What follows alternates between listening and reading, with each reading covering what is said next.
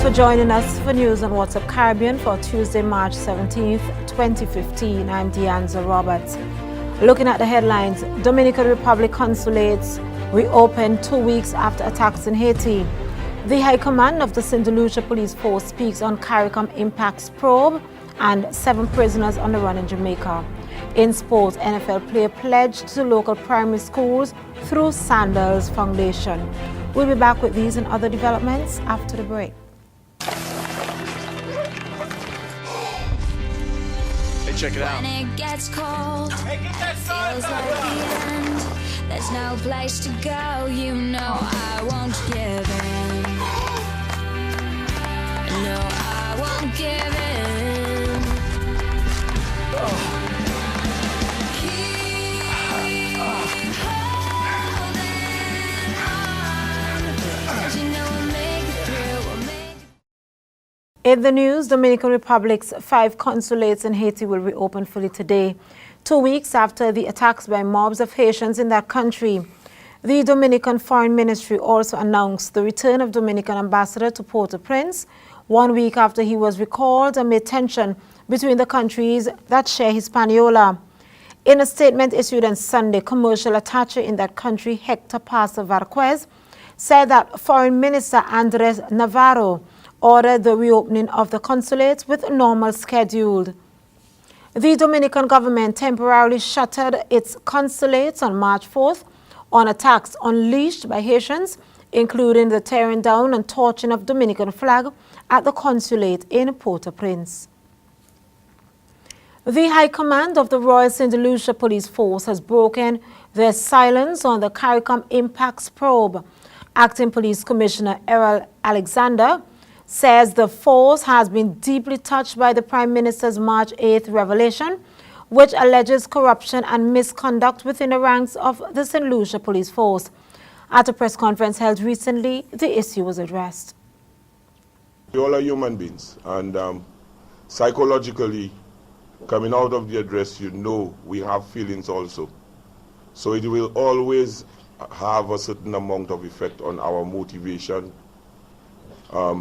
It will always have an effect on a lot of questions that we ask ourselves as police officers. We are human beings, and you have to understand that we are human beings. It's going to take a healing process, and with the healing process, it might be long, going down, looking through the times, it might be long, but I think with the support of the members of the executive around me, the support of our gazetted officers, I think we will finally get it through, because all in all, we are not the first, we are not the last that is going to happen to.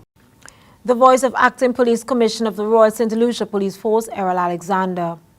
7 of the 9 prisoners who escaped from the Portmore Police lockup in St. Catherine, Jamaica yesterday are still on the run.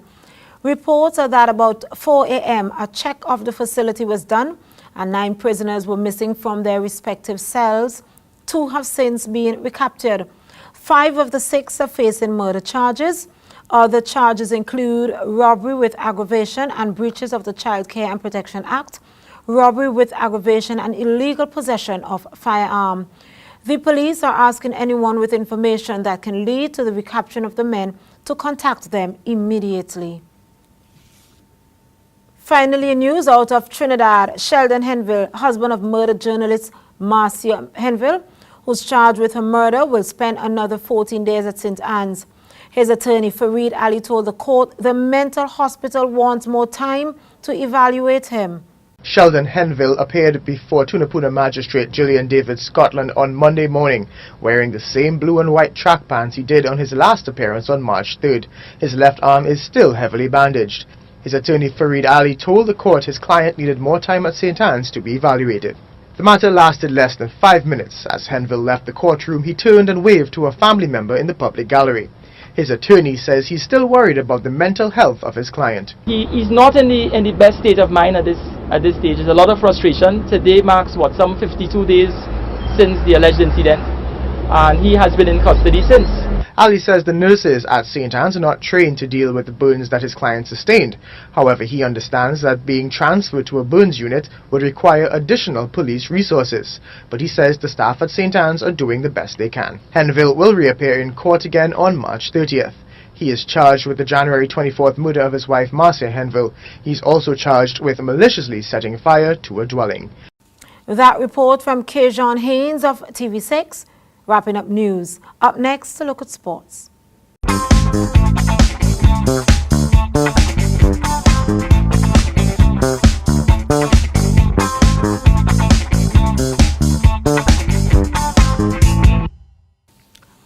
In sports, in an effort to give back to Barbados while on vacation, the National Football League's San Francisco 49er Kazim Osgood donated US $5,000 to the Sandals Foundation, the non-profit arm of Sandals Resort International, that's in aid of the St. Lawrence Primary School in Barbados.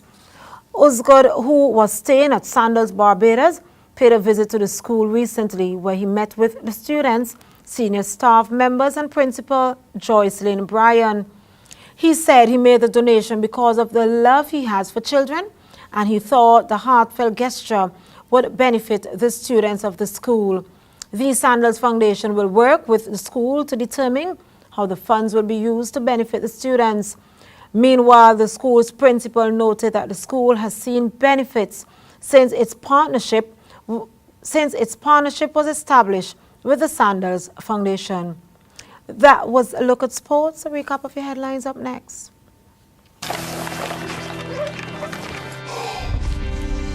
Hey, check it out. When it gets cold, feels like the end. There's no place to go, you know I won't give in. No, I won't give in. Keep holding on, 'cause you know we'll make it through, we'll make it. Recapping the top stories making news. Dominican Republic consulates reopen today, 2 weeks after attacks in Haiti. The High Command of the St. Lucia Police Force speaks on CARICOM impacts probe, and 7 prisoners still on the run in Jamaica. In sports, NFL player pledged to local primary schools through Sandals Foundation in Barbados. For the latest in news, sports and other regional developments, log on to whatsappcaribbean.com, like us on Facebook and follow us on Twitter. This was a Carib 5 production. Thanks for joining us.